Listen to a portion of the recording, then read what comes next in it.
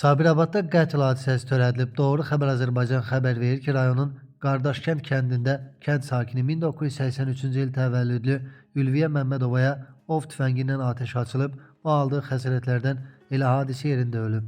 Qətli törətməkdə şübhəli bilinən mərhumun qardaşı 1986-cı il təvəllüdlü Murtuc Xudaverdoğlu Məmmədov polis əməkdaşları tərəfindən saxlanılıb. Cinayətin aləti olan ov tüfəngi isə ondan götürülüb. Baş vermiş faktla bağlı araşdırma aparılır.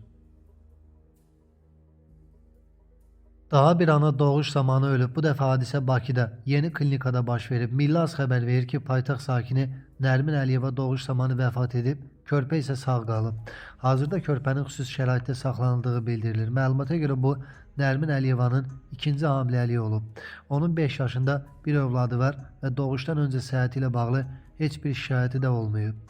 Baş vermiş faktla bağlı araşdırma aparılır.